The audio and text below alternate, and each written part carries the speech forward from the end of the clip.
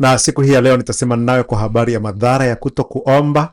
Na leo ni mkesha saa 5 kamili usiku hadi saa 9:30 alfajiri. Unaweza kushiriki nasi mahali popote ulipo kakesha na Mungu akadhihirika na kuonekana katika maisha yako. Nini cha kufanya? Andika neno na kesha, kisha tuma kuja kwa namba hii ya 0755 nawe utapewa maelekezo mazuri kabisa kwa habari ya mkesha wa siku hii ya leo. Popote ulipo katika nchi ya Tanzania, tutaomba nawe hapo hapo nyumbani kwako, na nguvu za Mungu zitadhihirika na kuonekana katika maisha yako, na Bwana atafungua njia zako, na Mungu atakubarikia kwa kazi ya mikono yako, akikulinda, akikuponya, akikutunza na kukuongoza. Ikiwa uko kwenye mitandao ya kijamii hususan Facebook, TikTok, Instagram au kwenye X, kwenye YouTube pia utatupata kwa jina hili hili la Mobile Church Tanzania. Tunapoangalia sasa siku hii ya leo, somo la siku hii ya leo, madhara ya kutokuomba, na niongezee madhara ya kutokukesha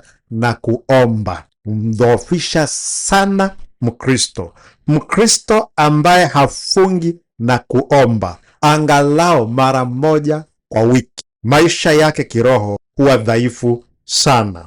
Hupoteza macho ya rohoni, hukosa mafunuo, hukosa ujasiri, hukosa imani yake inakuwa dhaifu, hushambuliwa kwa magonjwa na matatizo ya mara kwa mara yasiyokoma. Na wengine hususan husumbuliwa na ndoto mbaya, naota njozi mbaya kabisa, kwa sababu hawana maombi, na maombi ni silaha ya kuzuia kila kilicho kiovu cha giza kisipate nafasi katika maisha yako. Tukiangalia maandiko ya somo la siku hii ya leo katika kile kitabu cha Yakobo, ile sura ya 4 na mstari wa 2, Biblia inasema, mwatamani wala hamna kitu, mwaua na kuona wivu wala hamwezi kupata, mwafanya vita na kupigana wala hamna kitu, kwa kuwa hamuombi. Kwa hiyo Mkristo asiyeomba hawezi kuwa na utoshelevu, hawezi kuwa na amani ya rohoni.